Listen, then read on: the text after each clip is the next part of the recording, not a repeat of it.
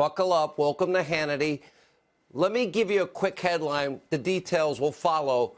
Nobody else will report. The Mueller witch hunt is completely over. It is done. Nobody listened to the Attorney General. And, yeah, the Attorney General admitted today everything we've reported the last 2 years, full criminal investigations are now just beginning. Imagine that. A talk show host is right, and so many in the fake news industry are wrong.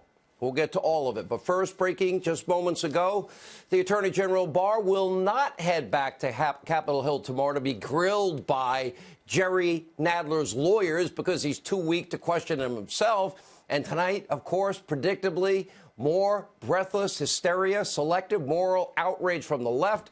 They are desperately trying to revive what is now a dead, fake, phony narrative that's finished.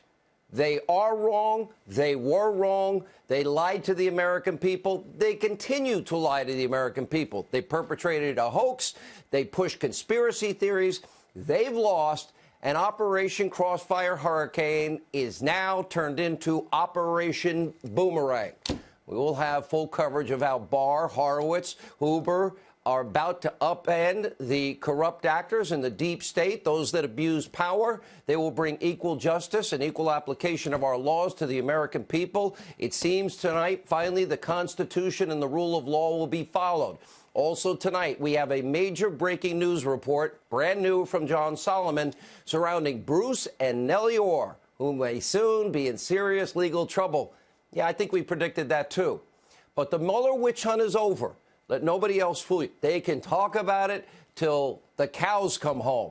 They can sit, go home, and their heads can spin around like Linda Blair in The Exorcist. They can projectile vomit this green stuff. It's not going to change the truth. And the second part of that is what we have diligently reported night after night after night for 2 years on this program. Our ensemble cast, I can't name everybody. There's not a lot of us. What talk radio, Mark Levin and Rush Limbaugh, and a few others, you know, here on the channel, like Laura and Tucker and Fox and Friends. We've all been right.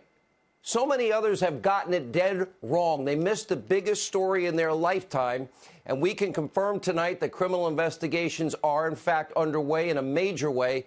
That is the headline, the biggest headline to come out of today, and I promise you no one else will report it. But not according to the Democratic and media mob, you know, the ones that are full of rage and psychotic hatred that, you know, borders on all things Trump. They're obsessing about Barr's contentious hearing on Capitol Hill, which could have, well, basically been wrapped up in about 2 minutes after these important questions. This is the money moment, if you will. Lindsey Graham. It says it all. It confirms what I just told you. Take a look. Do you share my concerns about the FISA warrant process? Yes. Do you share my concerns about the counterintelligence investigation, how it was opened and why it was opened? Yes. Do you share my concerns that the lack of professionalism in the Clinton email investigation is something we should all look at? Yes. Okay. Do you expect to change your mind about the bottom line conclusions of the Mueller report? No. Do you think the president's campaign in 2016 was thoroughly looked at in terms of whether or not they colluded with the Russians? Yes. And the answer is no, according to Bob Mueller. That's right. He couldn't decide about obstruction. You did. Is that correct? That's right. You feel good about your decision? Absolutely. There you go. No collusion, no obstruction. And as we said, the biggest headline that no one in the media mob will ever tell you is how the Attorney General has confirmed today he is investigating FISA abuse, illicit spying, Clinton's rigged investigation, Clinton's collusion with her dirty dossier, the dirty dossier, Ukrainian collusion, and so much more. As a matter of fact, that is only beginning today. And there's so much. There will be a cascade, an avalanche of information. We're going to get to Lindsey Graham. He'll join us in a moment. But for nearly 24 hours, the predictable media mob is totally, completely apoplectic about a new report from the Washington Post and New York Times. Last night, Just hours prior to Barr's highly anticipated hearing, these two far-left media propaganda outlets lied again, conveniently granted access to a leaked letter from Team Mueller to the Attorney General's office that expressed frustration over how Barr initially summarized the report. Washington Post headline, Mueller complained that Barr's letter did not capture the context, the entirety of the Trump probe. But within their own reporting, way underneath the headline, they actually contradicted their own headline, and the actual truth emerged. According to a DOJ spokesperson, now confirmed by the Attorney General himself, the special counsel emphasized nothing, zero, in the Attorney General's 4-page March 24th letter was inaccurate or misleading. Nothing. But he expressed frustration over the lack of context. Oh, and the resulting media coverage regarding the special counsel's obstruction analysis. Oh, he's criticizing the media, too. Something Mueller and I have in common. This is how Attorney General Barr responded earlier today. Let's go to the videotape. I said, Bob, what's with the letter? You know, why don't you just pick up the phone and call me if there's an issue? And he said that they were concerned about the way the media was playing this and felt that it was important to get out the summaries, which they felt would put their work in proper context and avoid some of the confusion that was emerging. And I asked him if he felt that my letter was misleading or inaccurate, and he said no.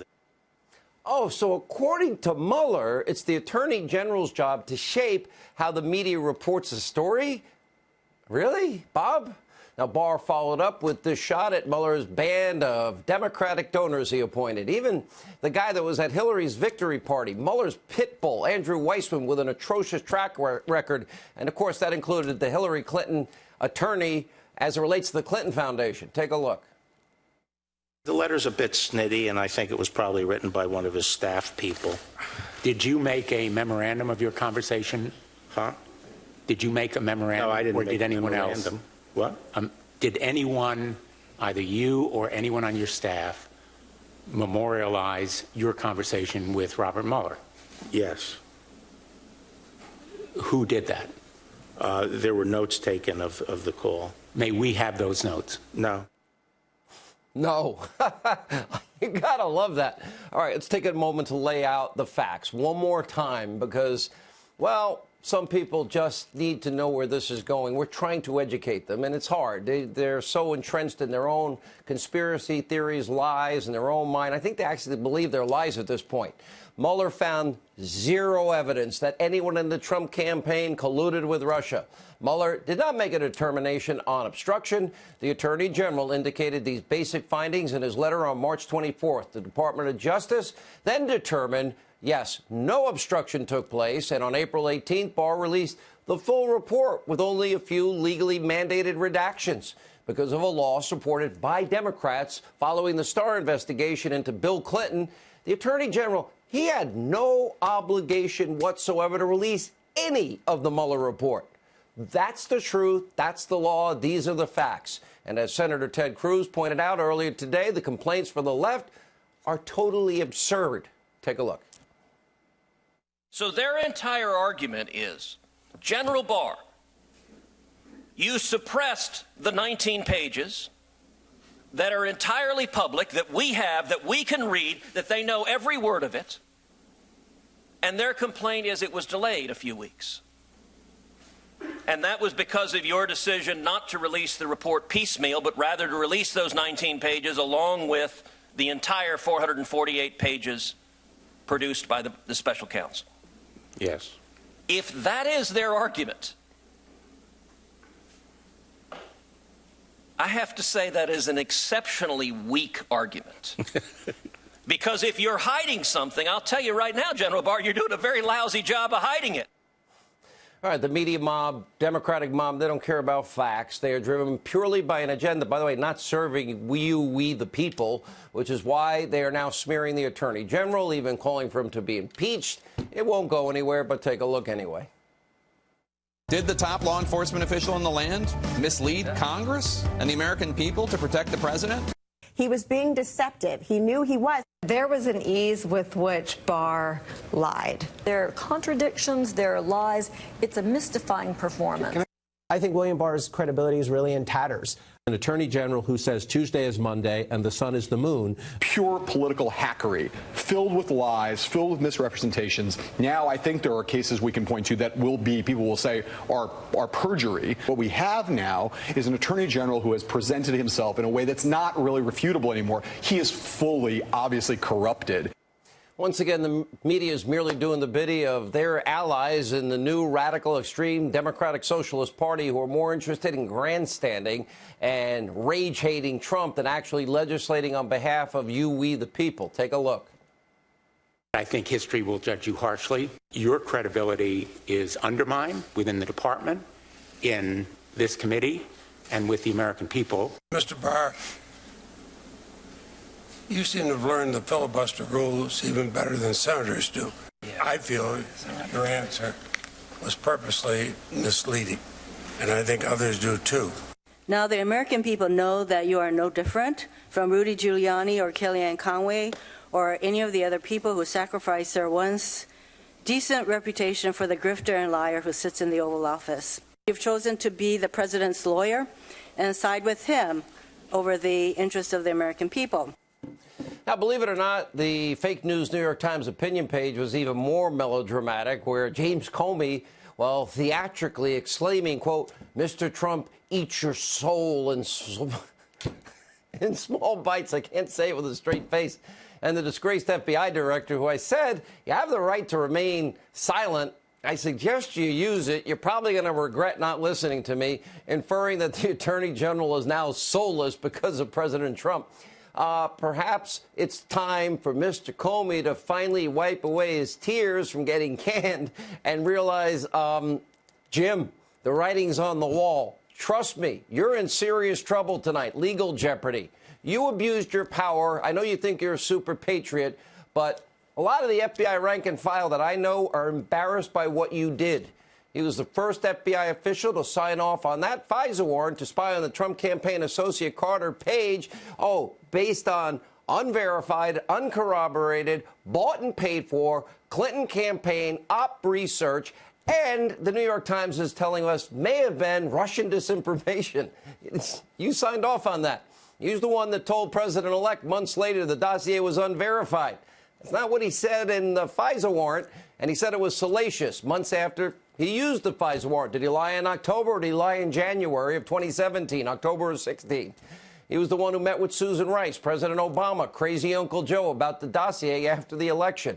Comey was the one who leaked government memos about his conversations with President Trump in order to spur a special counsel investigation. That might be a crime, even though he was the one that declared the president can fire an FBI director for any or no reason at all. He's the one who surrounded himself with partisan, corrupt, high-ranking officials who have all either resigned, been fired, or demoted. And now Comey is the one, along with his fellow deep state counterparts.